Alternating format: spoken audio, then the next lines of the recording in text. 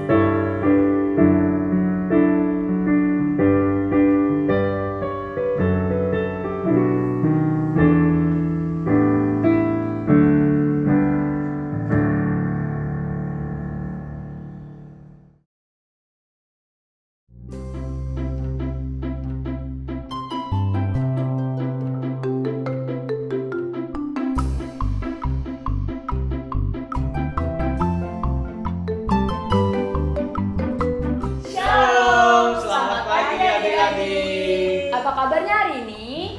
Luar biasa, fantastis, yes! Wah, Guru Yuni sama Mas Ri kayaknya senang banget nih hari ini. Oh iya dong Pak Rahel. Kita kan udah lama gak ketemu adik-adik nih di rumah. Sekarang bisa ketemu lagi, seneng deh. Sama Bu Rini juga dong. Nah, pastinya adik-adik di rumah juga senang kan? Kalau mau deket hari Minggu itu gak sabar karena mau puji Tuhan, mendengar firman Tuhan, dan cerita-cerita yang seru. Iya. Nah, kalau lagi senang begini, jangan lupa untuk ucap syukur sama Tuhan. Tapi jangan saat senang aja. Saat kalian sedih, banyak masalah, jangan lupa juga untuk ucap syukur.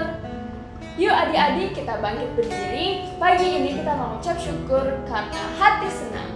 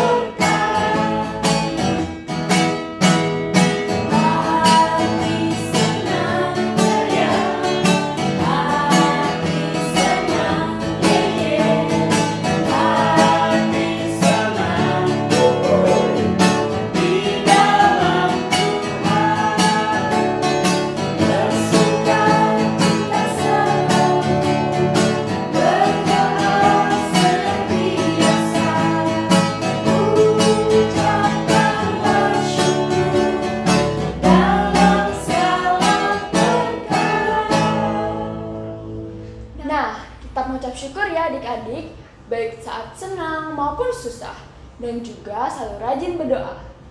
Oke, sekarang saat yang ditunggu-tunggu, karena mau dengerin firman Tuhan dan cerita yang pastinya seru. Yuk kita siapkan hati kita sambil naikkan pujian, ku ingin dengar cerita.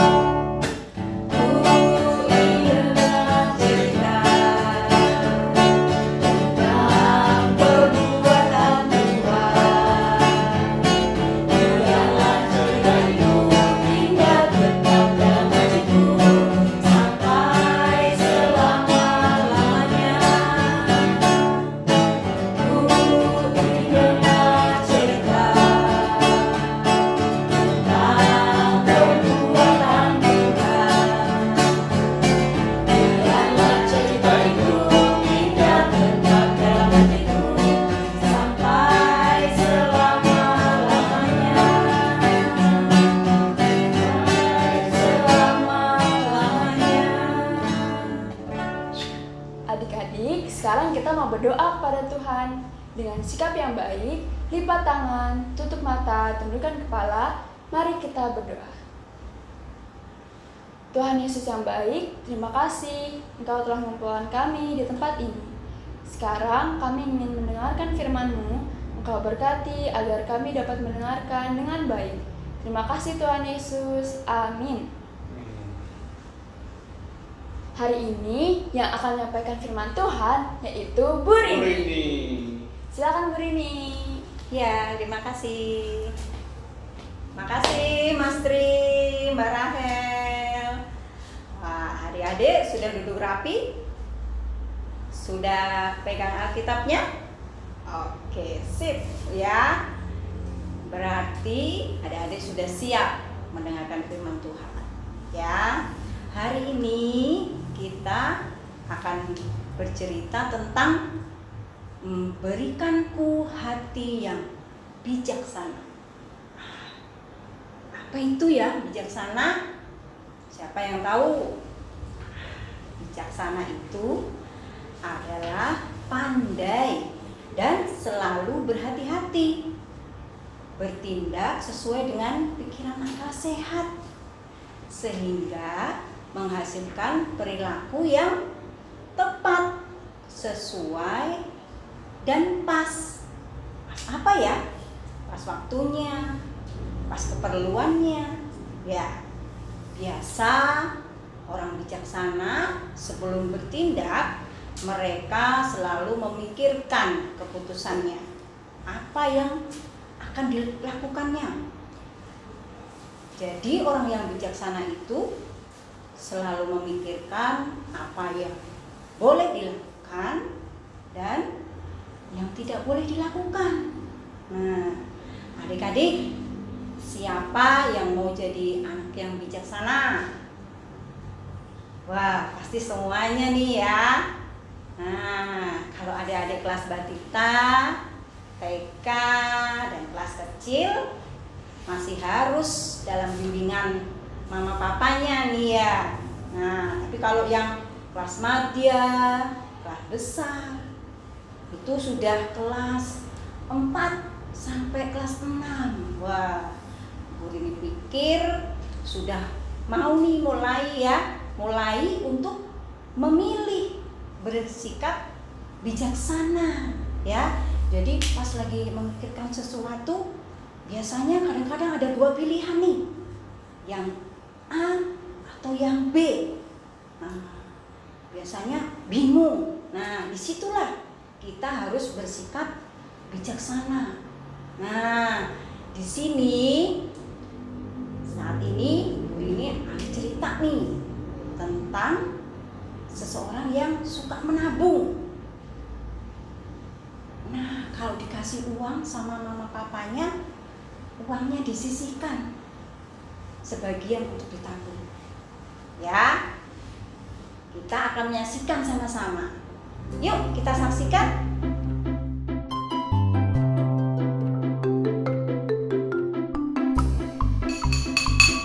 Cilok.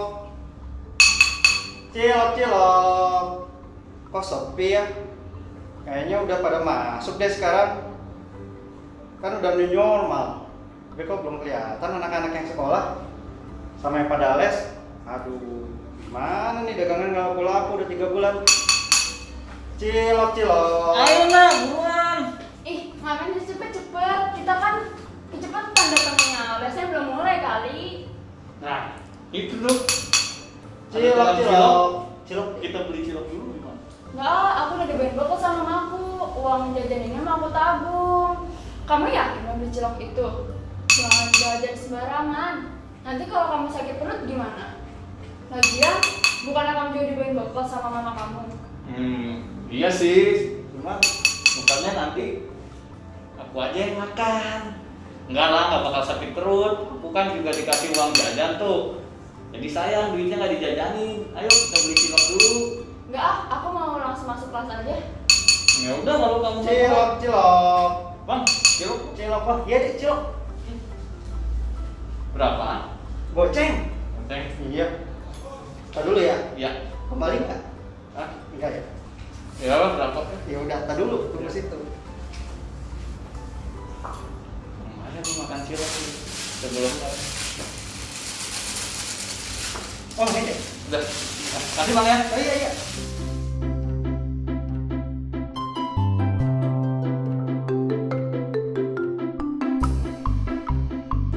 Riz, pulang yuk.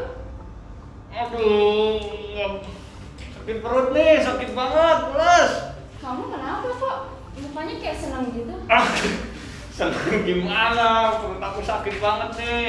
Iya, maaf, aku bercanda. Perutmu kenapa dipegangin? Iya, sakit banget. Aduh, mungkin karena ciloknya kepedesan kali itu. Tuh kan, aku bilang juga apa. Makanya tadi jangan makan cilok. Ya terus gimana dong? Mana rumah aku jauh lagi. Yaudah, kamu ke rumahku aja. Rumahku kan deket daripada rumah kamu. Aku punya obat sakit perut di rumah. Ya udah, boleh deh.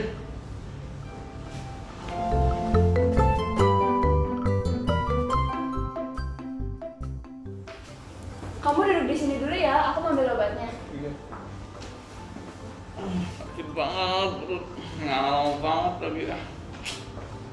Nih obatnya, diminum dulu. Iya nak. Makasih ya. Ya, minum. Aku manis.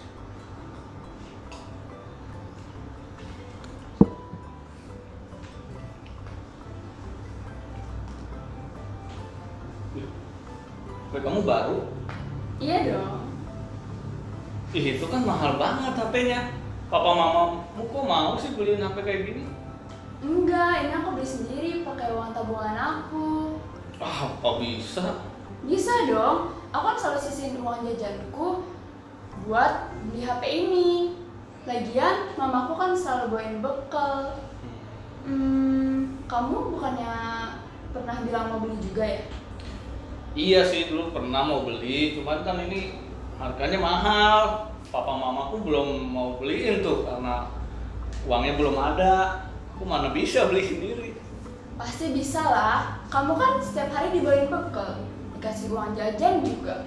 Nah, uang jajannya daripada dibeliin makanan yang sembarangan terus bikin perut kamu sakit, mending disisihin buat ditabung untuk beli HP ini.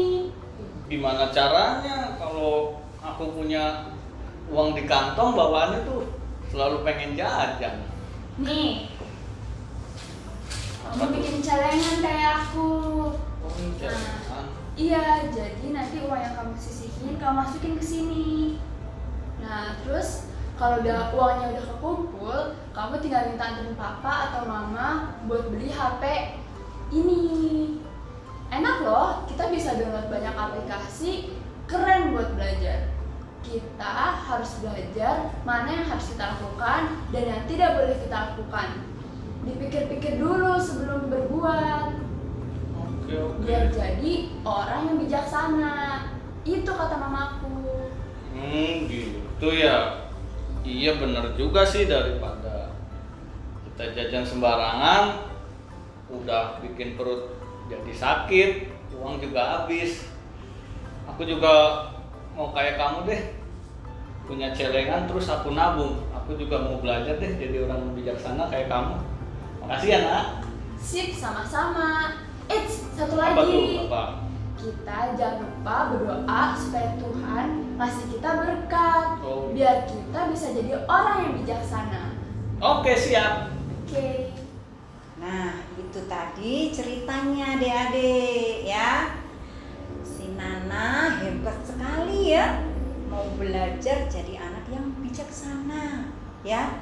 Dia sudah menabung dan akhirnya dibelikan HP ya untuk belajar ya, bukan hanya untuk main ya.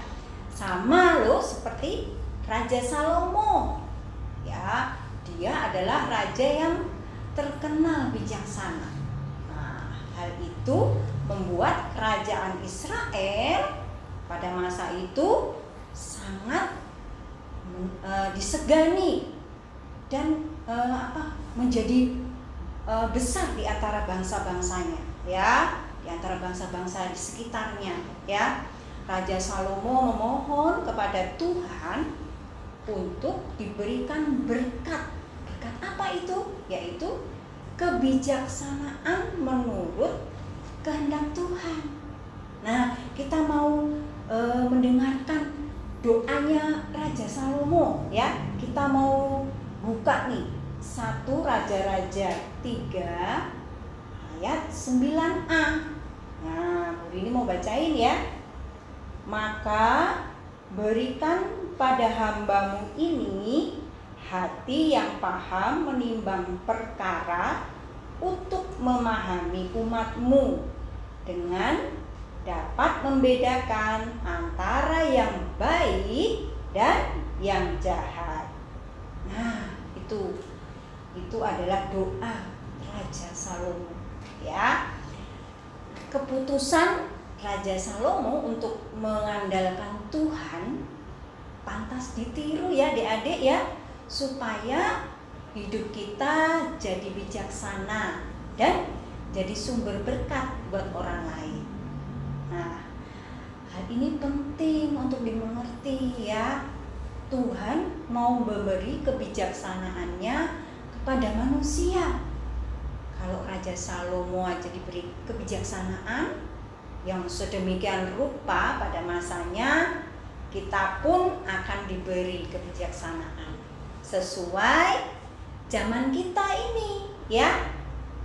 Nah, dan ada yang gak kalah penting yang harus kita lakukan, yaitu berdoa, memohon kepada Tuhan agar memberi kebijaksanaan bagi kita ya. Kebijaksanaan itu akan mengarahkan seluruh hidup kita ke arah yang seturut sekehendak Tuhan ya.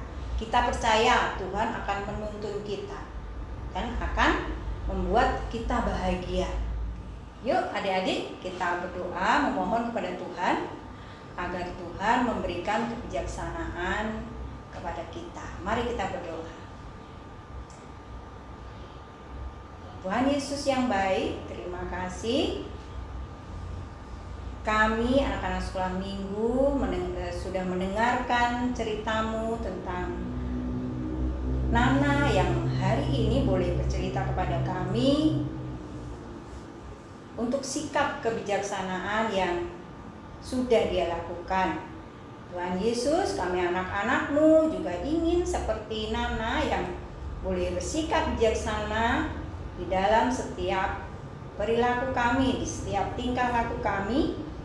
Kami ingin Tuhan selalu menuntun kami untuk kami boleh bersikap lebih bijaksana lagi. Kami ingin belajar Tuhan untuk menentukan mana yang baik dan mana yang jahat, mana yang boleh dilakukan dan mana yang tidak boleh dilakukan. Terima kasih Tuhan, kami mohon tuntunan dan bimbingan-Mu. Banyak dosa dan kesalahan di dalam kami mengucap syukur, kiranya Tuhan ampuni. Dalam nama Yesus kami telah berdoa. Amin. Terima kasih Bu Rini untuk firman Tuhan dan ceritanya. Wah, aku juga mau Bu seperti Nana. Udah rajin menabung, mau jadi anak yang bijak lagi. Iya. Nah, adik-adik di rumah, kita juga harus belajar untuk jadi anak yang bijak ya. Iya, Nah, itu. untuk ingat terus firman Tuhan hari ini, kita bangkit berdiri, kita nyanyikan pujian Anak Bijak.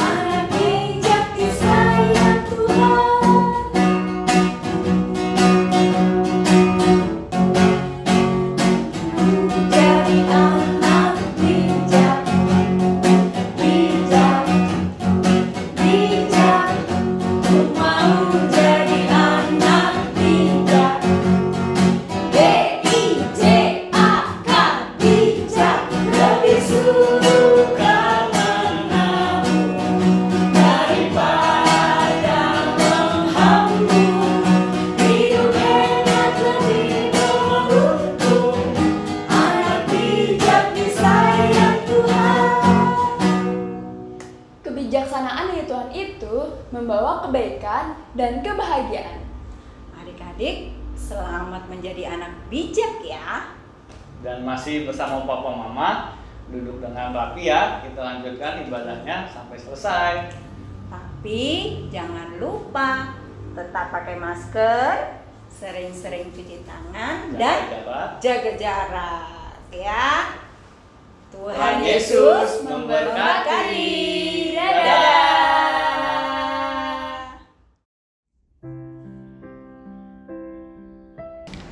Bapak Ibu Saudara yang terkasih di dalam Kristus, sebelum kita mendengarkan firman Tuhan, mari kita bersatu di dalam doa. Terima kasih Tuhan atas penyertaan-Mu di sepanjang hidup kami. Saat ini kami hendak mendengarkan firman-Mu melalui Roh Kudus yang ada di dalam diri kami. Siapkan telinga dan hati kami agar kami dapat mendengarkan firman-Mu dengan baik dan dapat meresapi firman-Mu ke dalam hati kami, sehingga firman-Mu dapat kami terapkan dan lakukan di dalam hidup kami. Di dalam nama anak-Mu, Yesus Kristus, Tuhan dan Juru Selamat kami. Amin. Bapak Ibu Saudara, nats firman bagi kita pada minggu ini terambil dari Injil Matius, pasalnya yang ke-13, ayat 31 hingga 33, dan ayatnya yang ke-44 hingga ayatnya yang ke-52. Saya akan bacakan untuk kita semua. Yesus membentangkan suatu perumpamaan lain lagi kepada mereka. Katanya, hal kerajaan sorga itu seumpama biji sesawi yang diambil dan ditaburkan orang di ladangnya. Memang biji itu paling kecil dari segala jenis benih. Tetapi apabila sudah tumbuh, sesawi itu lebih besar daripada sayuran yang lain, bahkan menjadi pohon, sehingga burung-burung di udara datang bersarang pada cabang-cabangnya. Dan ia menceritakan perumpamaan ini juga kepada mereka. Hal kerajaan sorga itu seumpama ragi yang diambil orang perempuan dan diadukkan ke dalam tepung terigu 3 sukat kamir seluruhnya. Hal kerajaan sorga itu seumpama harta yang terpendam di ladang, yang ditemukan orang lalu dipendamkannya lagi. Oleh sebab sukacitanya, pergilah ia menjual seluruh miliknya, lalu membeli ladang itu. Demikian pula hal kerajaan sorga itu seumpama seorang pedagang yang mencari mutiara yang indah. Setelah ditemukannya mutiara yang berharga, ia pun pergi menjual seluruh miliknya, lalu membeli mutiara itu. Demikian pula hal kerajaan sorga itu seumpama pukat yang dilabuhkan di laut, lalu mengumpulkan berbagai-bagai jenis ikan. Setelah penuh, pukat itu pun diseret orang ke pantai. Lalu duduklah mereka dan mengumpulkan ikan yang baik ke dalam pasu, dan ikan yang tidak baik mereka buang. Demikianlah juga pada akhir zaman. Malaikat-malaikat akan datang memisahkan orang jahat dari orang benar, lalu mencampakkan orang jahat ke dapur api. Di sanalah akan terdapat ratapan dan keretakan gigi. Mengertikah kamu semuanya itu? Mereka menjawab, ya, kami mengerti. Maka berkatalah Yesus kepada mereka, karena itu setiap ahli Taurat yang menerima pelajaran dari hal kerajaan sorga itu seumpama tuan rumah yang mengeluarkan harta yang baru dan yang lama dari pembendaharaannya. Demikian firman Tuhan. Berbahagialah setiap orang yang mendengarkan serta memelihara firman Tuhan dalam kehidupan sehari-hari. Ada peribahasa, tak kenal maka tak sayang. Dengan demikian, saya ingin hendak memperkenalkan diri terlebih dahulu. Nama saya Andreas Manupaktua Sidalahi.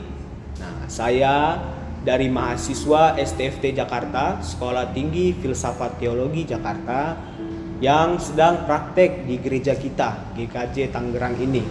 Saya mengucapkan terima kasih sebelumnya karena sudah menerima saya untuk praktek di gereja kita ini. Bapak Ibu Saudara-saudari yang terkasih di dalam Yesus Kristus, Kita semua pasti pernah mendengar peribahasa berakit-rakit ke hulu, berenang-renang ke tepian. Artinya bersakit-sakit dahulu, bersenang-senang kemudian. Peribahasa ini mengajarkan bahwa agar kita bisa mendapatkan sesuatu yang diharapkan, dibutuhkan sebuah proses yang sulit. Akan tetapi Bapak Ibu, kita ketahui bahwa sekarang banyak orang yang tidak ingin menghidupi peribahasa itu. Mereka ingin lebih menghidupi budaya yang serba cepat dan pragmatis. Apa itu budaya pragmatis dan serba cepat tadi? Secara umum, budaya instan dan pragmatis itu dapat kita artikan sebagai sebuah cara hidup yang ingin serba cepat dan instan. Hidup tanpa melalui proses yang sulit, bahkan menghalalkan segala cara. Dari sini kita dapatkan bahwa orang zaman sekarang banyak yang terjebak dalam budaya pragmatis ini. Ingin cepat kaya, lalu melakukan korupsi. Ingin mendapatkan nilai yang bagus, lalu menyontek. Ingin cepat sampai ke tujuan, lalu melanggar rambu lalu lintas. Nah, dalam bahasa gaul zaman sekarang, inginnya kecil dimanja, mudanya foya-foya. Sesudah tua ia kaya raya, dan jika sudah meninggal ia masuk surga.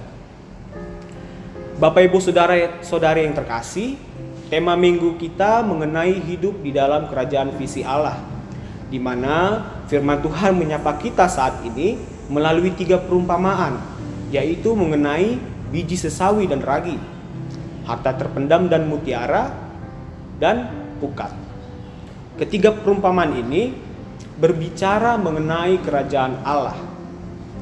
Ada beberapa hal mengenai kerajaan Allah yang dapat kita temukan melalui ketiga perumpamaan ini. Yang pertama, mengenai perumpamaan tentang biji sesawi dan ragi. Kerajaan Allah seumpama biji sesawi dan ragi. Biji sesawi merupakan biji yang paling kecil. Akan tetapi, ketika biji ini sudah tumbuh, akan tumbuh menjadi sebuah pohon yang tingginya 3-4 meter. Sehingga maksud perumpamaan ini adalah untuk menunjukkan kepada kita bahwa pada mulanya Injil itu sangatlah kecil, namun pada akhirnya akan tumbuh menjadi sangat besar. Gereja itu dapat diibaratkan seperti pohon yang besar yang dijadikan sarang bagi burung-burung, yaitu kita, umat Allah yang datang kepadanya untuk mendapatkan makanan dan tempat beristirahat serta berteduh dan berlindung.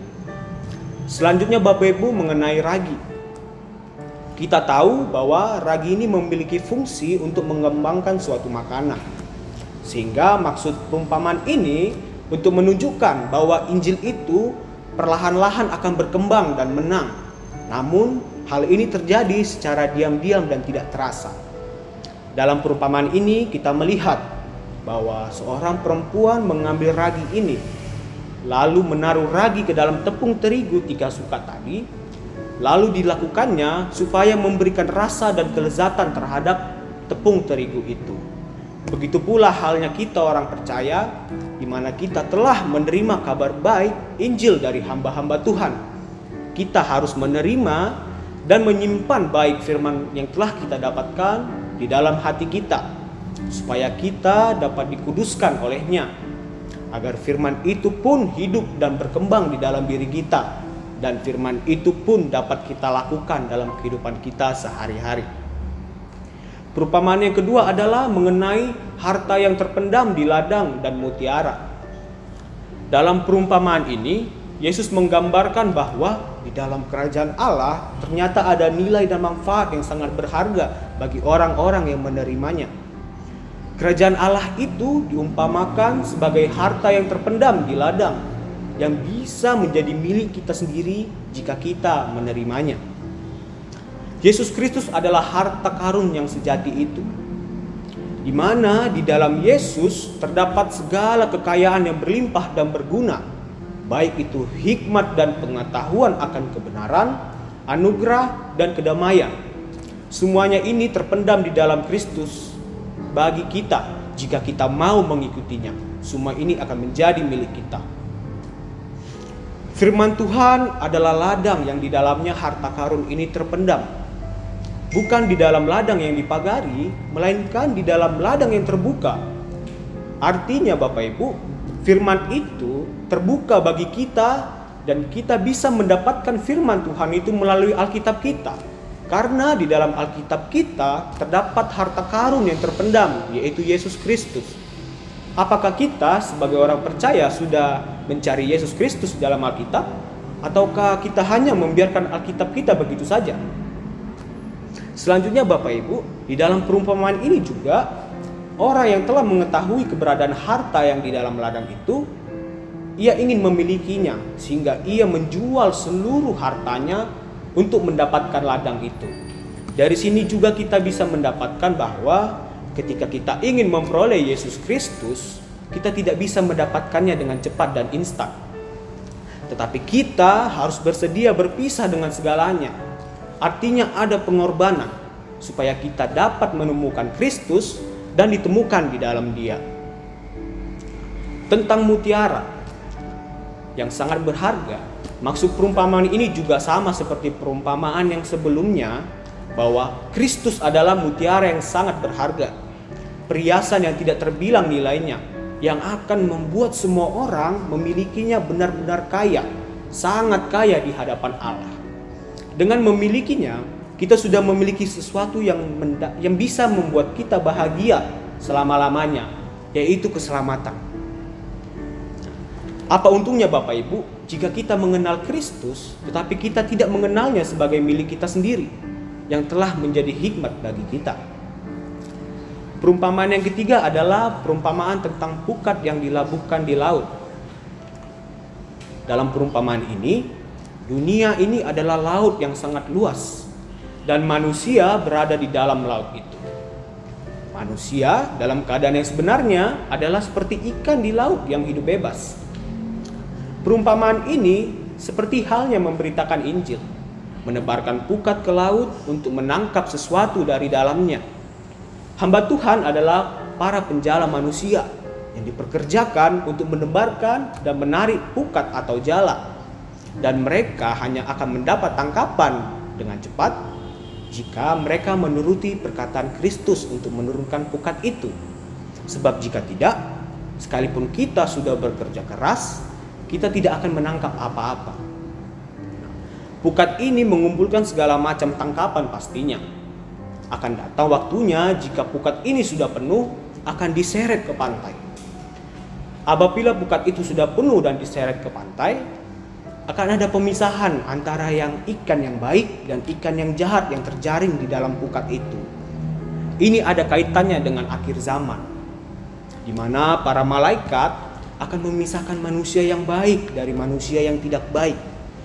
Orang munafik dan orang Kristen sejati akan dipisahkan pada saat itu. Yang baik akan dikumpulkan dalam bejana-bejana sebagai barang yang berharga, dan karena itu harus disimpan dengan hati-hati. Artinya masuk dalam kerajaan surga. Sedangkan orang yang jahat akan dicampakkan sebagai barang yang keji dan tidak berguna. Artinya masuk neraka. Dengan demikian Bapak Ibu saudara-saudari yang terkasih dalam nama Yesus Kristus, melalui ketiga perumpamaan di atas, kita sadar bahwa tidak mudah untuk hidup dan menghadirkan visi kerajaan Allah di tengah dunia ini. Akan tetapi, perlu kita ketahui bahwa Allah turut bekerja di dalam diri kita bagi orang yang mau melakukan panggilan Allah. Seperti yang tertulis di dalam Roma 8 ayat 28, Paulus mengatakan bahwa kita tahu sekarang bahwa Allah turut bekerja dalam segala sesuatu untuk mendatangkan kebaikan bagi mereka yang mengasihi Dia, yaitu bagi mereka yang terpanggil sesuai dengan rencana Allah.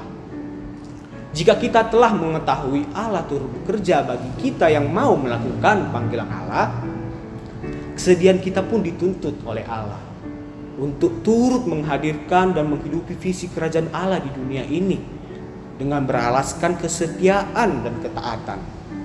Bahkan kita orang percaya bila perlu siap untuk menanggung penderitaan di dalam hidup ini. Kita semua dituntut untuk hidup seperti Yesus Kristus, Karena dikatakan bahwa kita adalah segambar dan serupa dengannya. Artinya kita dituntut untuk berpikir, bertindak sama seperti Yesus dilakukan pada masa hidupnya. Dengan demikian Bapak Ibu, tidak ada kata cepat, tidak ada kata pragmatis ketika kita hendak melakukan visi kerajaan Allah di tengah dunia ini. Dengan demikian Bapak Ibu Saudara, firman Tuhan kita yang bisa kita dengarkan pada minggu ini, marilah kita hidup di dalam kerajaan visi Allah dengan kesediaan kita untuk melakukan kehendak-Nya. Tuhan memberkati kita semua. Amin. Mari kita bersatu di dalam doa.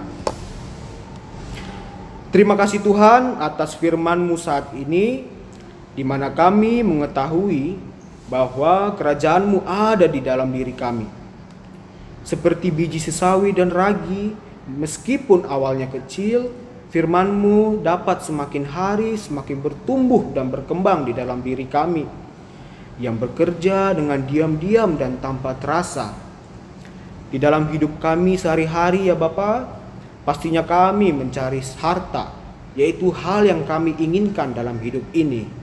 Ternyata Bapa, melalui firman-Mu saat ini, ternyata Engkaulah satu-satunya harta yang tidak ternilai dan seharusnya yang kami cari di dalam hidup kami. Engkau bagaikan mutiara yang tidak terbilang nilainya, di mana ketika kami mencari dan mendapatkan Engkau, kami sungguh-sungguh kaya di hadapan-Mu.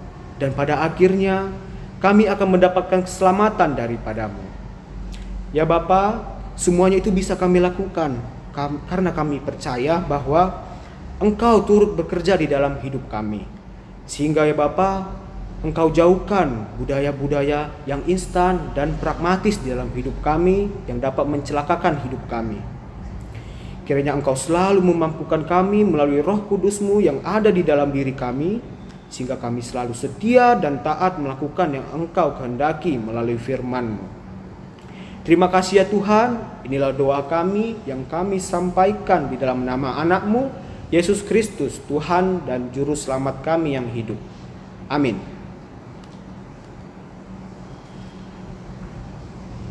Mari kita bersama-sama mendengarkan persembahan pujian.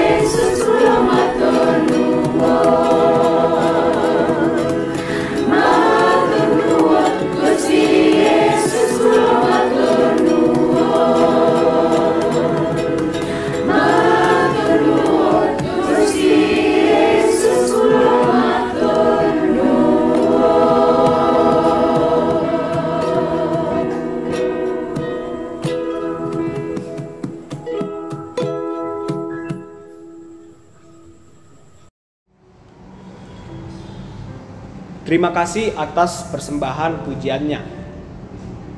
Saat ini, marilah kita bersama-sama mengikrarkan iman dan percaya kita dengan mengingat pengakuan iman rasuli yang demikian.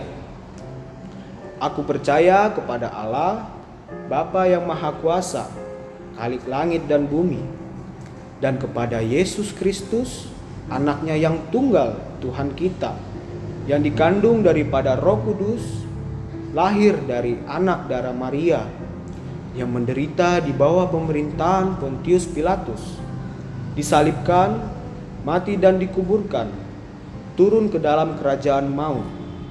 Pada hari yang ketiga, bangkit pula dari antara orang mati, naik ke surga, duduk di sebelah kanan Allah, Bapa yang Maha Kuasa, dan akan datang dari sana untuk menghakimi orang yang hidup dan yang mati. Aku percaya kepada Roh Kudus, gereja yang kudus dan am, persekutuan orang kudus, pengampunan dosa, kebangkitan orang mati, dan hidup yang kekal.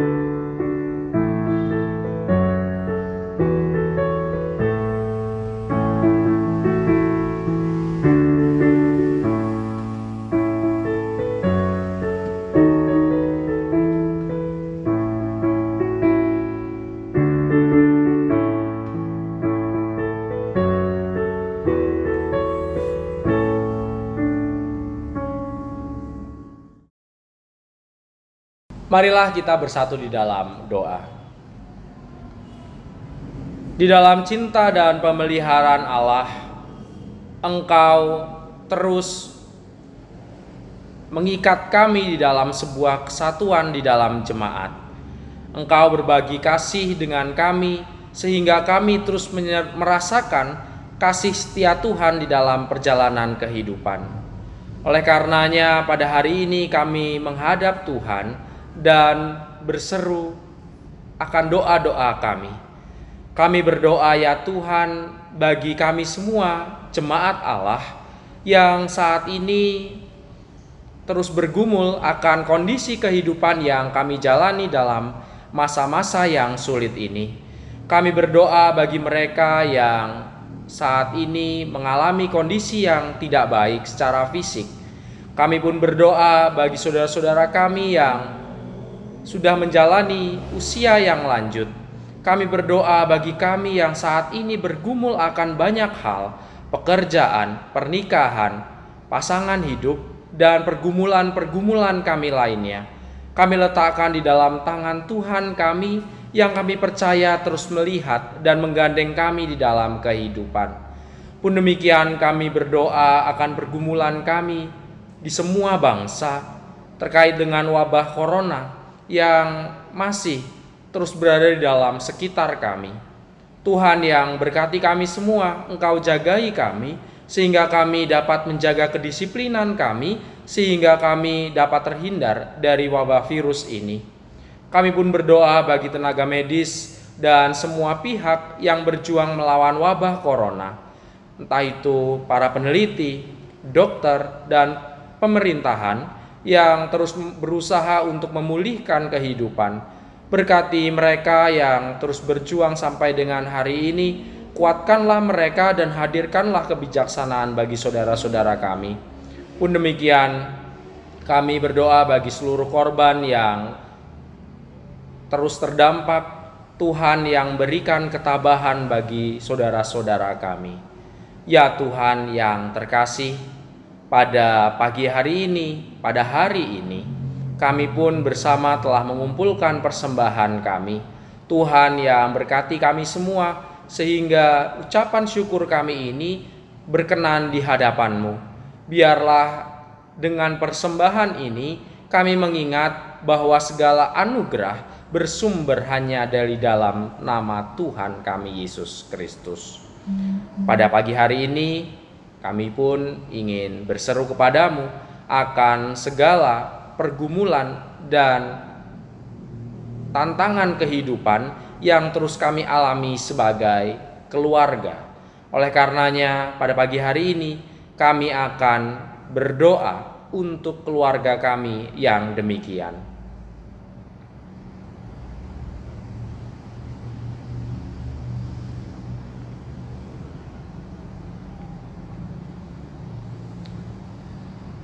Inilah ya Tuhan doa kami yang kami satukan di dalam nama Tuhan kami Yesus Kristus yang telah mengajarkan kami berdoa.